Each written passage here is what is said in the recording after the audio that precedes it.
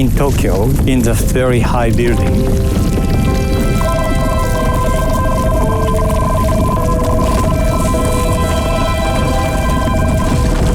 I suddenly felt the movement of building.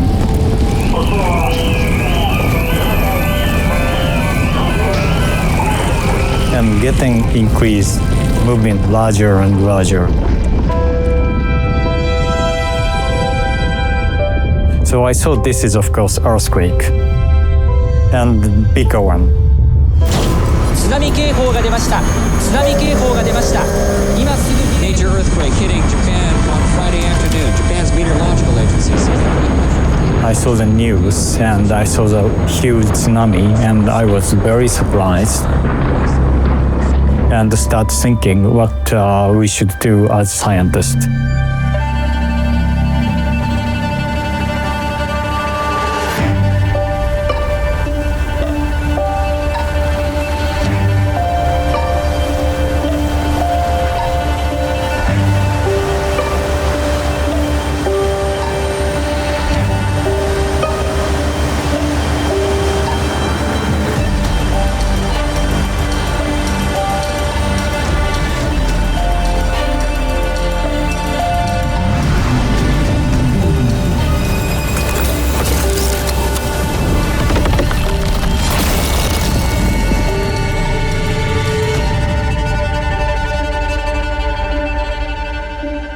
I am interested in Earth.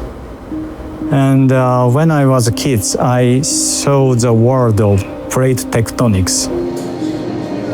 And at that time, plate tectonics is kind of new concept. And also, I like to see the map of the ocean and the continent. I don't know why, but still I like map very much.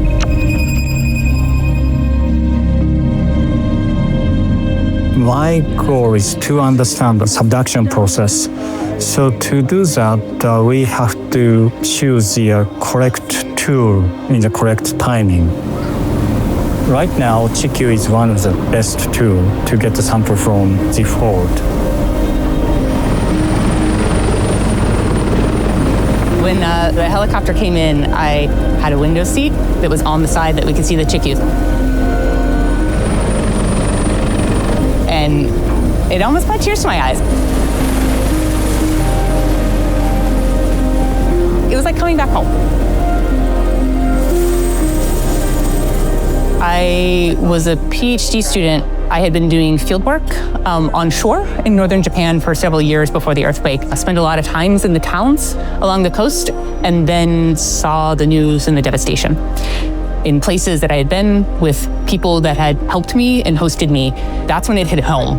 Why the work I do matters and how I could try and help give back to the people who were impacted by this earthquake by trying to understand the science behind it and trying to improve our understanding and our hazard mitigation for this. And adding some interpretation, and we can kind of get it out there as a publication. The Tohoku Earthquake was back in 2011, and at that time I was working as a postdoc at the University of California in Santa Cruz. And I'm a geologist, I look at rocks, but I was working in the seismology group there. And so I was working with a bunch of people who study earthquakes. The earthquake happened, and then early in the morning, some of the scientists were already up at Santa Cruz processing the data. And I went into work in the morning and I was like, just news came in, there's a huge earthquake in Japan.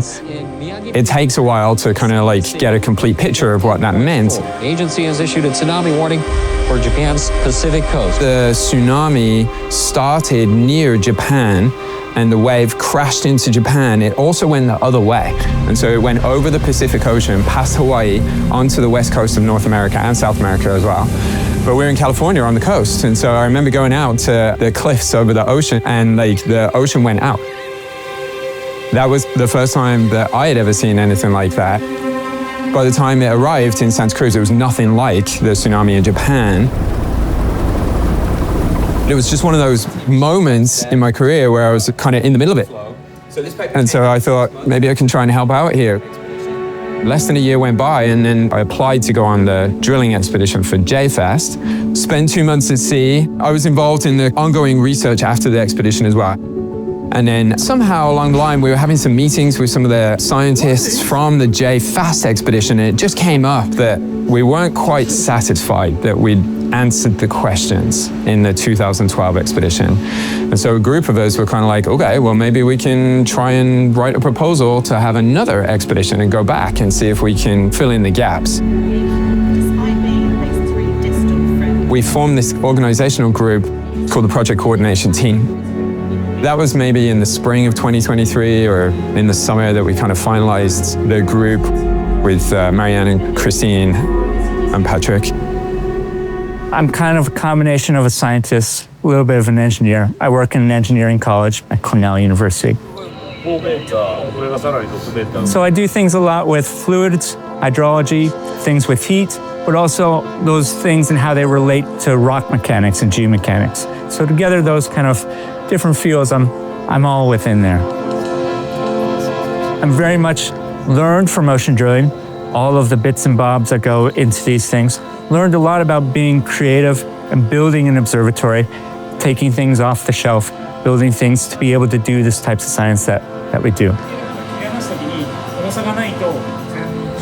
I'm Julius, and again, it is difficult to predict earthquake, but on the other hand, we can sometimes answer to what's happened, what is the mechanism of the large shallow slip.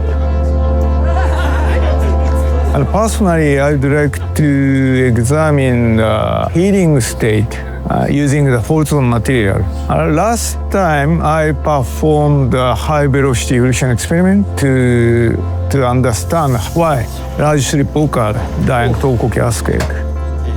This time, I would like to perform a so-called slide-hold slide test to examine relationship between changing friction strength against hold time, equivalent to the healing time.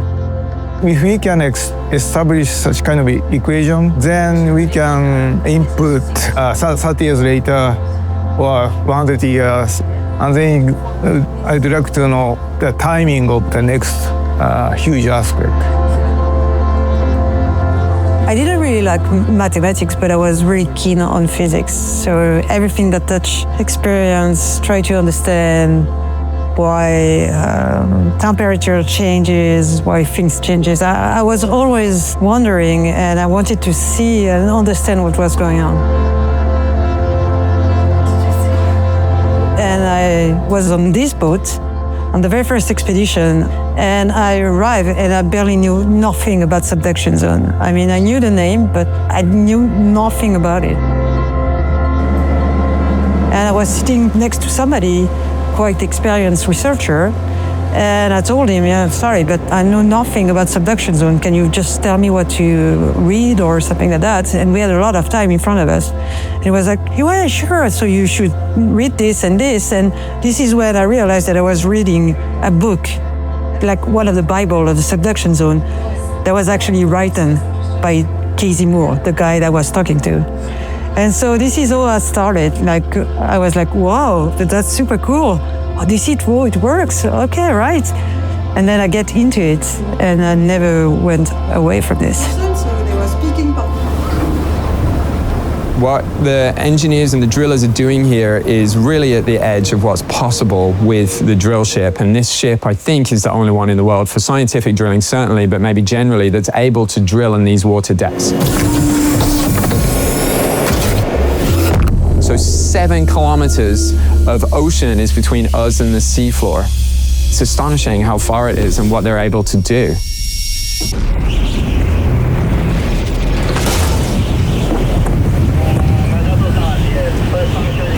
Basically, when we arrive at a site, we are blind. We don't see what's inside the rocks. So what we're gonna do is we're gonna drill a hole, and we're gonna measure, while we are drilling, a lot of parameters of the rocks. So this tool is called the microscope. It's a tool to measure the resistivity of the formation. What is that? It does is that we send an electrical current into the formation, and we look at how the rocks respond to that electrical current. It will tell us things about lithology, so the rocks that we can find inside the formation, but also if there is a lot of water inside it, if there is fracture. But the best with that tool is that we can also see an images of the borehole wall. So while we are drilling, we are basically rotating the tool. And on the tool, you have sensor here, here, here. And those sensors, while you are rotating, they are taking an image of the borehole wall. And so in real time, we can actually see what is inside the rocks. Above that tool, we have the sonic scope. This one sends an acoustic wave, so it's like a sound. It sends a sound in the formation. We look at, again, if it's fracture, if it's a hard rock or soft rock, also if it's damaged or not, which is very important for us, especially when we cross the fault zone. Below those tools, we have another tool right here. That's the yellow one that you see. And attached to that, we have the bit, the pieces that will break the rocks as we go down.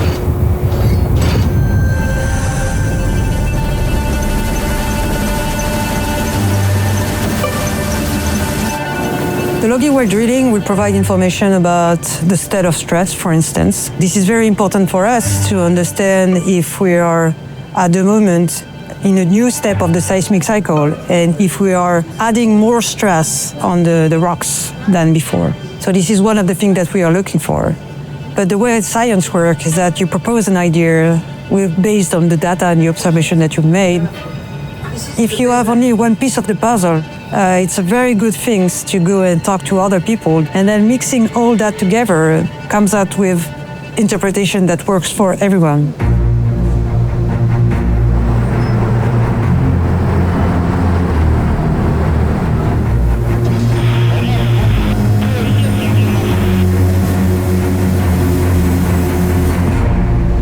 Okie dokie, we are going to spot. You have to imagine that you have up to 8 kilometers of pipe and that we are reaching into rocks that are under massive pressure.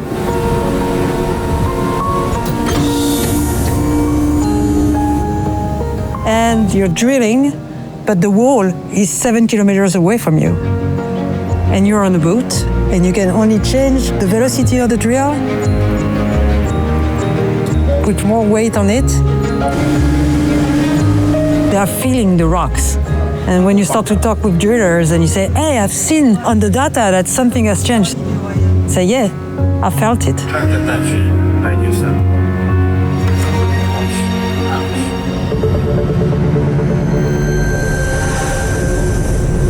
On this type of expedition, we're doing many different things, but for me, the coring side of things is the most exciting. We have an idea about what's down there and what we should be getting back in any core, but when they come up on the deck and they're unpacked from the core barrel, you never quite know. Here, by accessing the fault, we are hoping to be able to evaluate what does it take to move one part of the Earth's crust past another part of the Earth's crust. And what I mean by that is like how much you have to push it, what's the stress acting on the rock and acting on the fault, and how much does it take to be able to get the earthquake to move this enormous distance.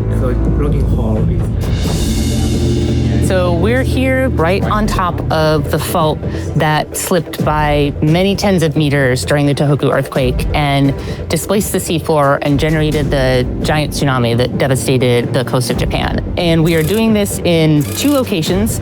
One location is on the rocks and the sediments that overlie the Pacific plate before they kind of enter the damage zone or the collision zone where the 2 plates meet, so that we know what they look like before anything happens. And then our second site is going to be across that fault zone, across that damage zone where the 2 plates meet, so that we can kind of see the before and after.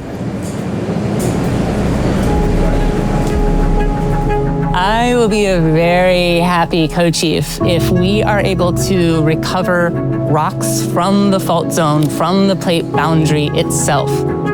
It's a good part. If we can get all of the rock units at this site across the fault and a site on the incoming plate, this will be the first time that we have both the reference, undeformed, and the deformed site within close proximity to one another.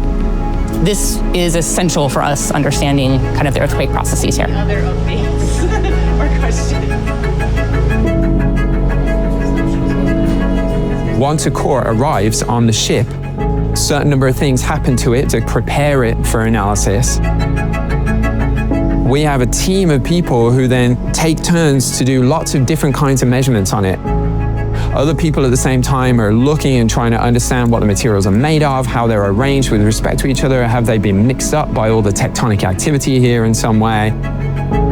And then there's other people who are trying to understand these complicated rocks. Where have they come from? What are they made of? Like, do we understand them here where they are today compared to their lifetime where they were formed previously? So these cores have come up from some hundreds of meters below seafloor. They've been assessed for various physical properties, and we've looked at them and tried to figure out what they're made of and where there are variations in them. Scientists are now taking samples so that they can take little pieces of this and take them back to their labs back home and do different kinds of analyses that we can't do on board the ship. So this is for their personal research after the expedition. One of the magical things about ocean drilling and about the Chikyu is that you become like a family here, and everyone's working together. Having conversation all the time. You can't get them to stop talking about science and about fun and life. That is what makes me happy here.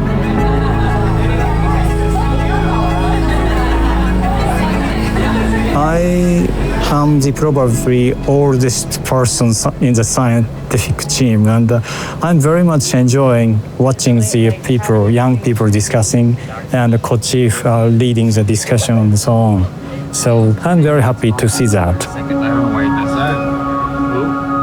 The team consists of the very wide generation of the very wide background of people, and they discuss very actively and try to understand result of this expedition and try to understand earthquake mechanism.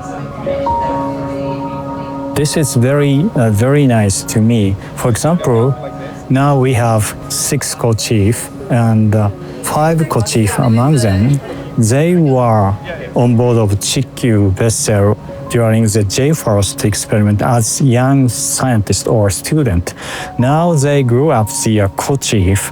This is a very good kind of cycle to educate a new generation. As a co-chief, but also as a scientist, I always encourage people to communicate. The magic, something which is probably much easier on the boat because you're not PhD student in front of a big professor. You're basically living in the same space 24/7. The frontier that you have between PhD students and professor, for instance, start to disappear.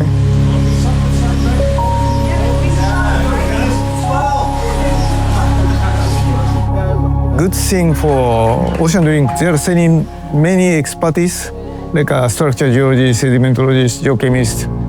And for example, so we identified a fault here based on changing structure or changing lithology or changing chemistry.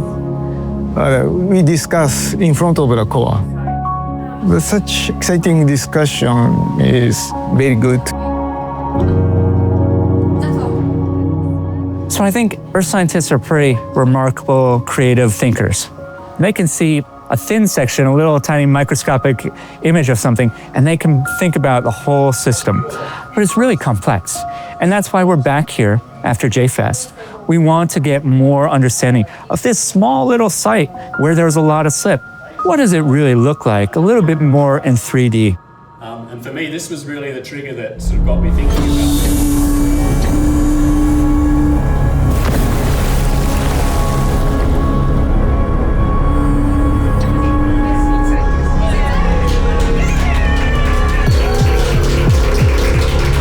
We recovered the Decoma. We did it, which was very exciting to see that come on deck. And in fact, we were able to make 2 passes through it. And then we were also able to recover the complete stratigraphic section on the incoming plate, all the sediments on the Pacific plate. And right now we're gearing up towards trying to go for the basalts of the incoming plate and at 2 sites. So we're on track. I've never seen anything like this.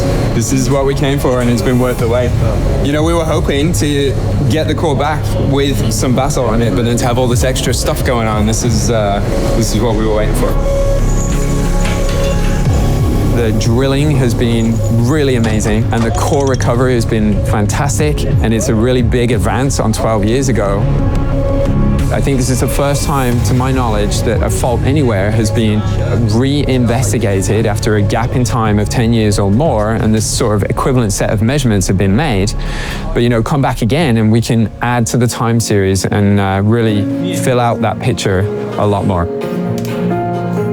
Once the coring operations are complete, the next phase is to install an observatory that's going to be measuring temperature and fluid flow across the prism and across the décollement.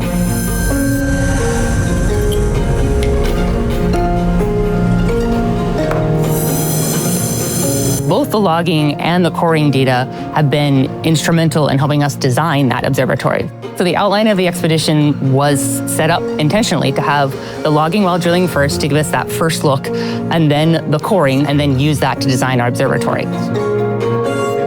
What are the resistant forces that prevent earthquakes from getting very big, very large? One of the ways you can get to it is by measuring the frictional heat on a fault, measuring how much heat it produces. That's related to how much it slips and how much resistant stress was on it, how much breaks it had during rupture. To really get that answer, you had to drill across the fault after an earthquake. One of the main reasons why we built these types of systems after the big earthquake was to measure the little bit of increase in temperature across the fault that was caused by shearing by the earthquake itself, by the frictional resistance, just like moving your hands together creates heat. We were able to observe that with the JFAST data. One of the things we also saw was this hydrology. As earthquakes happen, aftershocks happen, fluids would go through. When fluid pressure builds up, it can cause the fault to get weaker, maybe cause it to deform, maybe slip a little bit easier.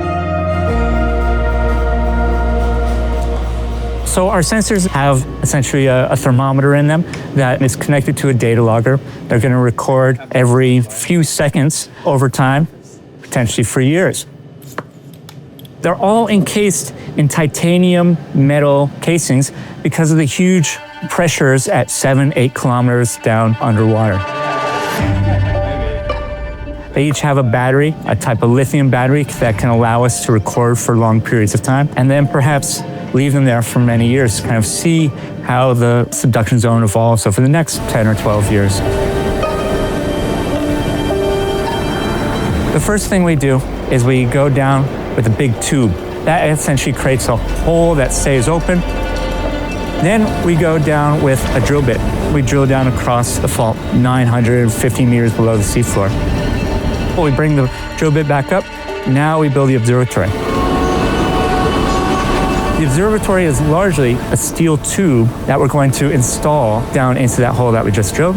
Inside we have heavy weight at the end of a rope, and we've got our sensors attached to it. We lower it down to the seafloor, try to thread the needle one more time, detach, and we go away.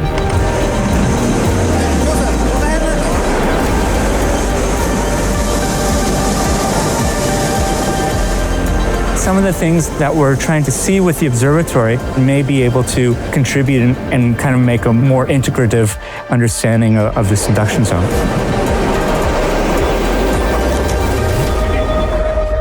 Without any slips sense. If we can understand what is the largest earthquake that could happen here and how often may it happen, then the people who plan the tsunami defenses might actually think about that when it comes to constructing those types of defenses. It's not that we're just looking at rocks. These are rocks that have a meaning. They're associated with earthquakes and tsunami. The science that we learn from this hopefully can have an impact so that maybe we can mitigate that risk both here and in other places as well. Around the Pacific Ring of Fire, there is many similar subduction zones. This is a very good example to understand the earthquake process. Looking at the Tohoku earthquake, tsunami is not only for Japan.